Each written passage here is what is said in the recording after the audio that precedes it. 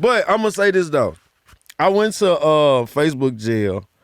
I always go to Facebook jail, but I went to Facebook jail for 3-time offender. 4-time offender. I got four felonies. I got 4 felonies and 2 misdemeanors out of Facebook. But the misdemeanors are the warning.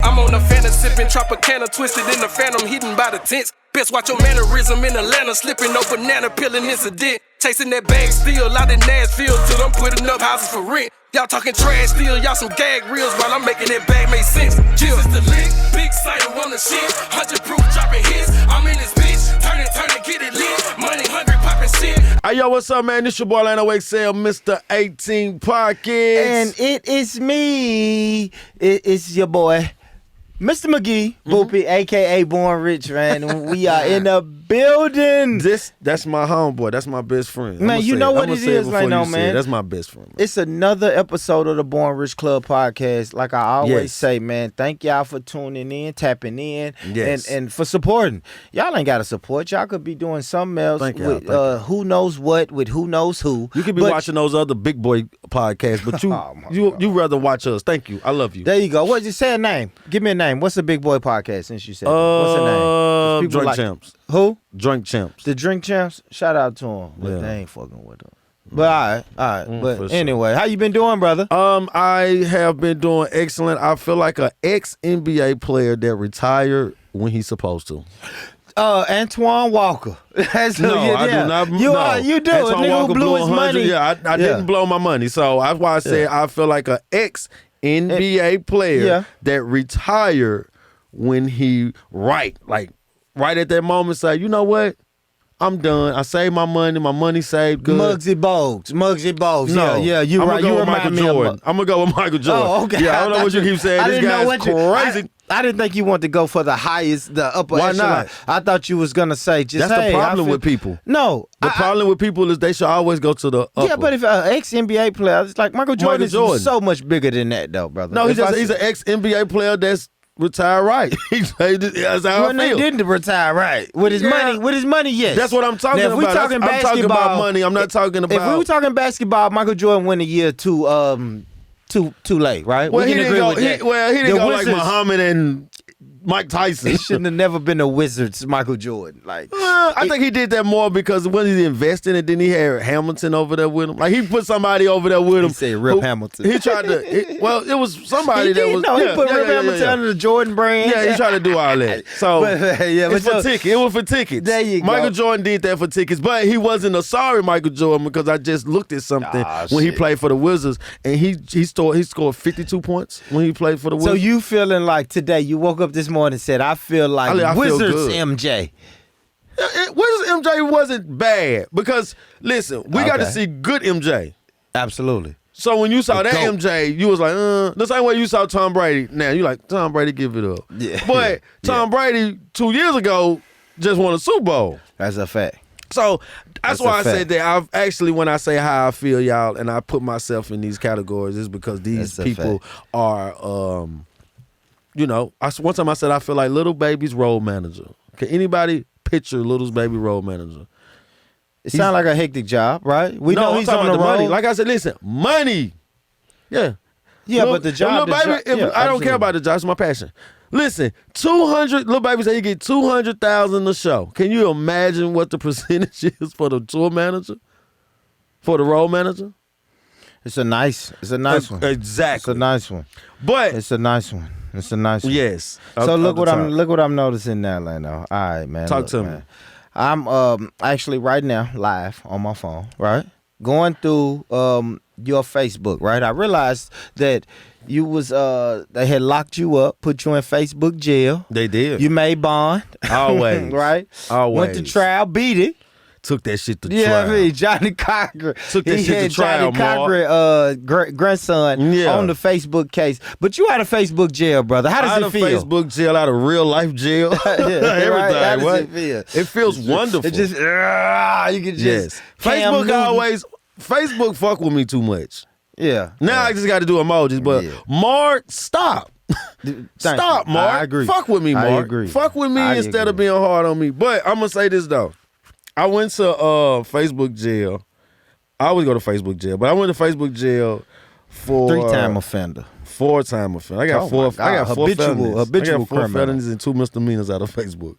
But the misdemeanors are the warnings. Yeah. But I went because I said something about like a relationship, about the police called the relationship. I don't know. I said something. What is it? Well, I say this, man. Here we go, right? Because I always like to go through Lano Facebook, right? Yes, Facebook. This is something I do in my alone time. I know, yes, I'm a lonely, miserable man. But in my alone time, sometimes I'll scroll through Facebook and I always see my homeboy shit. And he had a great statement. I want to make this into a question, but it's a statement, right? Yes. So y'all make sure y'all go to Facebook.com. What the hell did I say? And search Born Rich on Facebook.com, and you'll get to my brother Lano's Facebook page. So on his Facebook page, Lano, days ago, you said, once the police is called in our relationship, that means the relationship is over. Hell yeah. It's over with, 100%. I guess the first question is a person who doesn't even understand what that is. Why would the police be called? You never in your relationship? The police could be called because you could be verbal abusive. Okay. Well, of course, you could be physical abusive. Hey, keep your hands off of women, and women keep your hands off of men. Yeah. But it could be a argument that one party done got too loud, or both parties got too loud. Somebody else called the cops. The police can't come to your house for most definitely different reasons, but I was talking about if your significant other, if the man called the police or if the woman called the police, the relationship most definitely absolutely. is over. So I want to know. Okay, first off, we got through that. Why would somebody call the cops? Because women and men are crazy. I had a woman call the cops on me that I was dating. Yeah, because she told me, no lie, y'all. She told me I let the son beat me home. She said that was one of her rules. Hey, listen, for my people who ain't in the South, that maybe not know what that means. That means I came home daylight. Late. He came home after daylight. Most so that definitely. means he went out 8, 9 p.m. at night and didn't make it back in till about 6, 7 o'clock in the morning. It means it was daylight. Yes. And listen, when she closed her eyes, it was nighttime. When she opened her eyes, it was daytime, and he wasn't home. She fooled me and she tricked me. I'm not going to get into the story that deep, but it was something that she done told me too before. She was like, "Oh, I don't care what you do. Don't let the son beat you home." And that was like something that I used to love about the relationship, because I never let really the son beat me home. I wasn't an all-nighter like that anyway. But if I did stay out, it was probably because I was clubbing. Except when we was on ecstasy. When I was clubbing, never been on ecstasy. I don't know what he's talking about. Ecstasy. I don't know what he's talking about. When we was on ecstasy, I can speak for me. Well, fuck it. I don't know what he's talking about. He want to get out. I'm a brand. I think the statute. Hey man, I'm a brand. I don't know what he's talking about. I think the statute of limitations is over. But listen, when I was on ecstasy, I would stay out. I was an all-nighter. I would let the sun beat me home. Well, so they say. They would. Yeah, did your girl tell you that? Of course. No girl wants to see. Listen, Lano, I was saying this earlier, bro. No girl wants to fall asleep and it's daylight without her man, and then wake up. I mean, fall asleep is nighttime without her man. Wake up is daylight and her man's still not there. And the last thing she remember her man saying is, "Baby, I'm finna go out and I'm finna go out with Mr. McGee and we finna go party with him for his birthday." Yeah, I most definitely feel like if you're in a relationship and you gotta call the police, man. The police is somebody who is our authority, and the police are somebody who come in and get control of a situation that you or that person can't control. And when that's brought in like that, I don't got time for that. No, you should never call the authorities on me. Right, and especially me. Let me speak for me specifically. My mother is passed away, and my father has passed away. Now you can't be killing that girl. You know what I'm saying? We're talking about arguing or coming in late, right? Yeah, we're not talking about. Anything. Don't call the cops on me. Like if I'm not gonna hit you, right? Yeah. I have to go there, right? I'm not gonna hit you. I'm not gonna take any of your items and hold you hostage. For sure. I'm not gonna wild out. I feel like if you call the cops on me, you are just trying to call an authority figure on me because I won't do something that you're asking me to do. Yes. And I'm not even saying it's violent. It could be, I don't know. Yeah, you can't even threaten me with the police. Give me an example. What was an example of somebody? Why would somebody call the cops on you? Because you won't leave. There we go. Yeah, there because you won't leave out of her house because 9 times out of 10 it might be her house. Or a man, I seen a guy putting a female out because he caught her cheating, but she's saying that, you know, it was both of their crib. Yeah. So now the police is called because somebody got to leave to cool off. Yeah. You know what I'm saying? Yeah. You know, because you always don't go to jail. Yeah. Somebody just got to leave to cool off or get their belongings. I think all right, so my situation, right? So I did have the cops called on me one time, right? And my situation was, it was my house, right? The sister was living with me. We were living together. We got into a heated argument. She got mad, said she was leaving, right? So the next morning she calls my phone and she's like, I'm coming back. And I'm like, I don't think that we've had enough time for you to come back. Exactly. Like, right? It take 9 years for me to get back. It take me 9 years to get over this. It ain't 90 years, but it's 9 years. But let me say this. You're not going to leave on a Friday night talking about I'm mad, I need to go get some fresh air, and then call me Saturday evening talking about I've had my fair share of fresh air, I'm coming home. It's like, no, I haven't had my fresh air. So don't come. So she comes to the house, and the door is locked. Naturally, the door is locked. And the fucking deadbolt is locked. So I don't care how many keys you got. She had 17 keys. I go on pettiness too. She had 17 keys and all up working. Then she got to the master key and that motherfucker didn't work. So now she's like, let me in. And I'm like, no. Like, go back. Breathe, right? Yeah. I told you it take me 9 years. Yes, go back and breathe. Yes. And then come back. Yeah, come back 7 summers. She was upset because she said, you are locking me out of my home. And I'm like, well, technically. It's mine. Technically, it's mine. But to make a long story short, she called the cops because she said I wouldn't let her in. I did feel horrible because the cops came and, in a sense, made me unlock the door. Well, they can't make you, but because the cops try to use the little lingo, and you don't know. Yeah. I learned this before, and I'm sorry to get out subject, but don't you know the police say, "Do you got ID?" They don't never say, "Give me your ID." I just learned this. That's crazy. I didn't know that. That's crazy. They always say you got ID, and the first thing you do is, if you got ID, what you do? You say, And you do what? Here you go. You hand it to him. You see what I'm saying? Yes. You hand it to him. Yes. So you can't. So sometimes. A cop can just pull up and he can jump straight out of the car and he can say, "Hey, you got ID?" And you be like, "Man, what you fucking with me for, man?" But you gonna start giving me your ID. But in truthfully told, you don't have to identify yourself unless it's an investigation or a crime has been committed.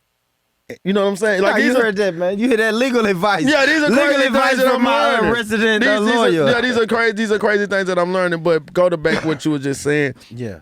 Is that, women call the police on men, men call the police on women. And when the police getting called, that awkward right there, that awkwardness is what I don't want. Because when the police officer telling me that I got to open up this door, and I do open up this door, even if I don't open up the door, but it's going to be a time where I'm going to eventually open up to open up the door to let you back in because your stuff is still here. Yeah, exactly. And now it's going to be awkwardness. Thank you. Because now you've caught and put somebody else in our business. Yes. No offense to Ryan, but now you've put the white man in my business. I just have to be honest. Now you have, like me and you, we have a house, a family structure. We got our own thing going, right? And now you done called and put the white man in my business. And now, that, like you said, bro, that's a good question. Can a relationship survive? I'll be honest, Leno, to go ahead and make a long story less long, my relationship didn't survive. No, even the girl, listen, the girl who called the police on me, it didn't even last. It wasn't even 48 hours later. Yeah. It's just something about it, ain't it, bro? No, it's going to jail. That's what it's about. Like, I don't want to go to jail. I said the authority figure, though. It's like, you can call somebody who can come and take me out of my house and take me to jail. It just makes me feel like, I know I'm not the man of this house, right? So y'all make sure that y'all tune in. Let us know. Leave a comment. Can you keep a relationship after law enforcement has been called? Like, you got to let me know that, man, because I say no. Like, I got another thing that you was looking at on Facebook that I want to just, talk about just for a second. Go ahead, brother. I want to ask you this, and I want to ask everybody this. Talk to me. Do women be submissive to men only if they financially successful? And when I say financially successful, like got money in the bank, got like a career? Like bringing in income. I'll say no, because you said the key word in there. You said only. Are women only submissive to men who have money or financially strong? I'm gonna say no, right? I've seen the dustiest guys have submissive women. Okay. Brother. How long did you see that though? I've seen them, man. I don't even want to talk too much on this microphone, but I'm still seeing it now in a sense. For but sure. I've seen the dustiest of dustiest men drop a nurse off at her job, and he keeps her car. A CNA or a nurse? It's a real nurse, man, and he keeps her car. Like she goes to work, he keeps her car, and he living better than me. Is that weird? Brother. Okay, when you first noticed that, is that something out of the ordinary that you've seen in your culture growing up? I want to say yeah, man, but some of my uncles was a piece of shit. Because listen, the reason I just asked you that because the guy who's dropping that CNA off, I don't see that a lot. But I see a guy who's dropping an insecure girl off who don't think she's beautiful and stuff like that. And I see that all the time. So I'm going to redirect that question. Yeah, go ahead. I'm going to say, do a high volume woman. A high volume? What is that? A high volume woman, a woman who has a career. A woman who... high value? A high value. Got you. Can a high value woman be submissive, only be submissive to men who are financially successful? No. I'm going to always say no because I just know what women... You know one woman or a couple of women? I know a lot of high-value women. I'll go to my mom. Like, my mom was a high-value woman. Okay. You know what I mean? My mom dated up under her weight scale, if you want to call it. Like my mom was just, like I said, my mom was that nurse who dated a fucking convict who was fresh out of jail. Yeah. So, but that convict got money though. But he didn't have money. So no, I said he got money. I said he was like we're going on the potential again, right? Yeah, he had the potential of getting money. Yes. You know, like he was a 90% 10%. 90% he had money coming in the door. Yeah. You see what I'm saying? Now reverse that. That's what I mean by that. Now reverse that. Now what about if it was only 10%? And I'm not talking about your parents. I'm just speaking on past relationships or other people you see in relationships. 10% coming through the door and 90% nothing. I still think a woman would submit, like you said earlier. It may be temporarily, but a woman would submit to that. Sure. Just on the potential, a woman will. Now I know women are going to say, "I'll submit to a man. It ain't all about the money." Now the money is key.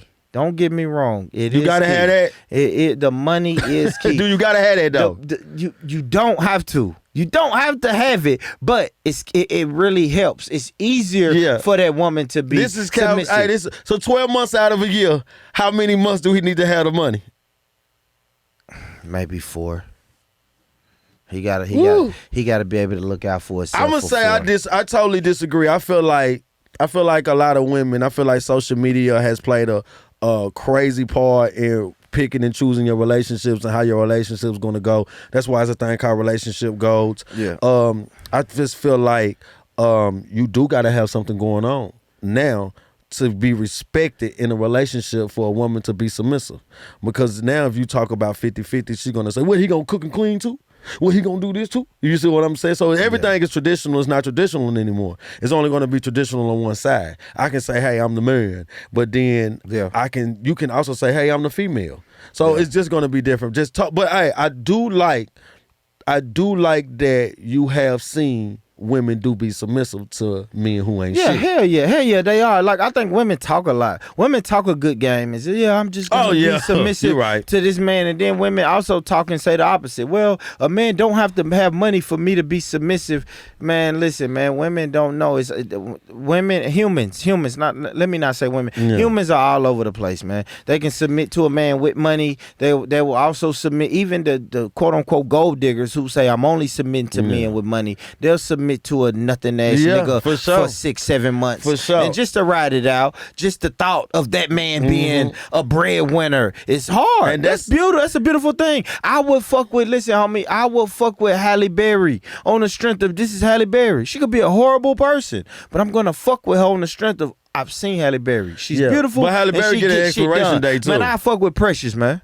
Come on, man. For sure. I will fuck with Precious on the back of, I've seen Precious get out here and go get a check, man.